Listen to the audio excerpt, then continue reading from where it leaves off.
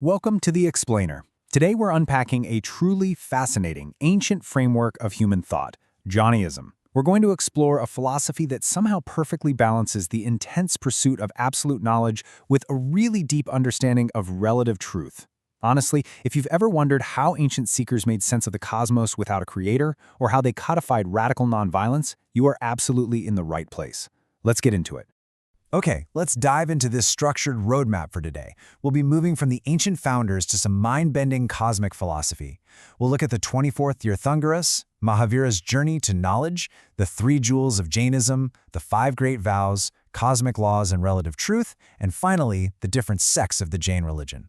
Starting with Section 1, the 24 Tirthankaras, the founders of Jainism. Now, when we talk about the origins of the Jain religion, it's actually crucial to understand that it wasn't just founded by one single person in one specific moment. The first Tirthankara, Rishabdev, who is also known as Adinath, is definitely recognized as the originator of the faith. But Jain philosophy was actually propagated over huge stretches of time by a massive, very specific lineage of exactly 24 Tirthankaras. And this brilliantly illustrates how we can map out this incredibly rich lineage using specific historical touchpoints. You see, each Tirthankara is associated with a specific cognizant symbol and a sacred nirvana place. For instance, the very first, Adinatha, is symbolized by the bull and attained nirvana at Ashtapad. Then take the 23rd Tirthankara, Lord Parshavanatha. He was born to King Aswasana and Queen Vama in Varanasi, is symbolized by the snake, and attained parinirvana on Mount Samed Shikar. And finally, the 24th, Mahavir, symbolized by the lion, who attained nirvana at Pavapuri. It's just a beautifully organized historical and spiritual lineage. Moving on to Section 2, Mahavira's journey to knowledge, the 24th Tirthankara. So let's trace his path. Mahavira Swami was actually born into a royal Kshatriya family back in 599 BC in Kundagram near Vaishali. His father, Siddhartha, was a clan head, and his mother, Trishula, was the sister of a republic head. But he literally leaves all of this royal comfort behind. Instead, he embarks on a grueling 12-year period of rough, extreme austerity.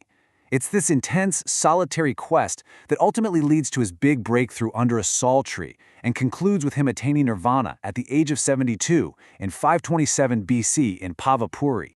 But what exactly happened under that sal tree? Well, he achieved Kaivalya. In the Jain religion, Kaivalya is the term used for complete knowledge.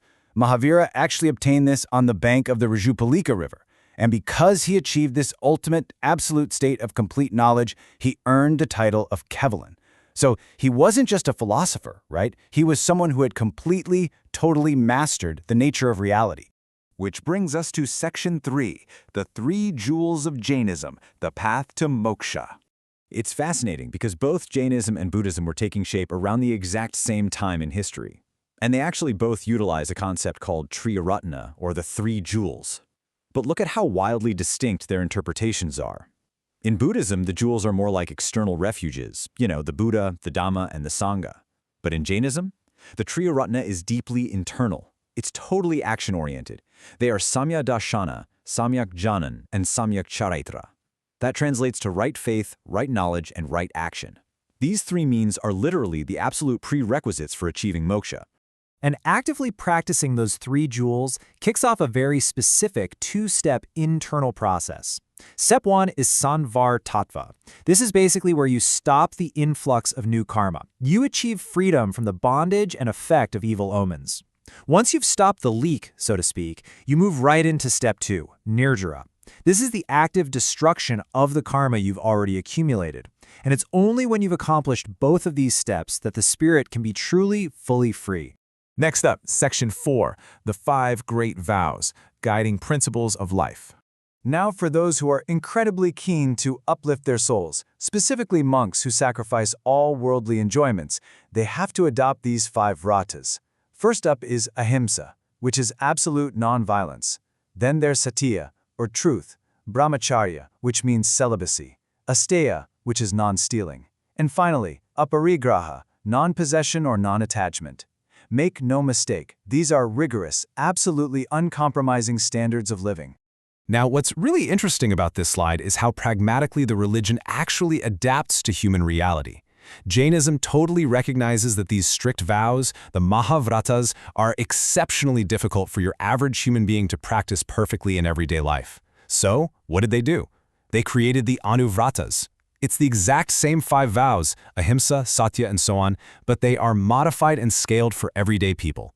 It's brilliant because it makes spiritual upliftment accessible whether you're a forest-dwelling monk or just a merchant working in the city. Moving into Section 5, Cosmic Laws and Relative Truth, a Timeless Universe. I want you to consider this profoundly radical view, especially for ancient times. There is no need of some almighty to create or manage the affairs of the universe. The universe runs on itself, according to its cosmic laws. Jains believe the universe and all its substances are completely eternal. I mean, it didn't begin, and it will never end. There is absolutely no concept of a final annihilation of the world. The universe just runs itself, based on natural, cosmic laws. No supreme manager, no big creation event, just an everlasting reality that is constantly in motion. So to explain how things change in an eternal universe, Jain philosophy uses this core doctrine called Anekantavada. It dictates that every single being has countless properties. On one hand, there are permanent properties that never change, known as gunas. But then there are also these accidental, shifting properties called parya. So when substances gradually change over time, their previous forms give way to new ones, sure, but they never ever lose their inherent eternal qualities. It's basically a universe of constant transformation layered right over absolute permanence.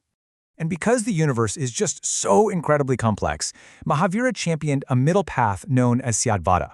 Syadvada asserts that human knowledge is strictly relative and partial. Why? Well, because our understanding is constantly obstructed by our own passion, anger, and greed. The danger, as Mahavira warned, is that we mistakenly deem our partial relative knowledge as complete and absolute. Think about how insanely relevant that is today in the age of internet echo chambers. We all think we have the absolute truth, right? But Jainism reminds us that our perspective is always limited. And our final section, Section 6, Sects of Jain Religion, Different Paths, Same Core. Naturally, over time, the religion branched out into distinct sects. Take the Yapaniya sect, for example, which actually originated from the Digambara tradition.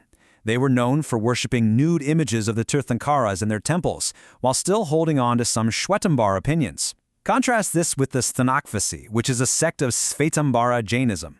Originating from a reformist named Lankasha, the Sthanakvasi took a radically different approach. They believed that idol worship is completely non-essential for soul purification and the ultimate attainment of nirvana. Yet, despite all these differing customs, temple practices, and varying interpretations of scripture, the core remains totally unshaken. Ahimsa, Anekantavada, and aparigraha are the cardinal principles of Jainism. In fact, Ahimsa, nonviolence, supersedes all other concepts, ideologies, rules, and customs within the entire faith. It is quite literally the beating heart of the philosophy. Which brings us to this final thought. We've seen how Mahavira achieved absolute knowledge, but at the same time taught us that everyday human understanding is flawed and partial through Syadvada. So I'll leave you with this question. If you truly accepted that your knowledge is inherently partial, how might embracing relative truth change the way you view the world and the people you disagree with today? Think on that for a bit. Thanks for joining me on this explainer, and keep learning.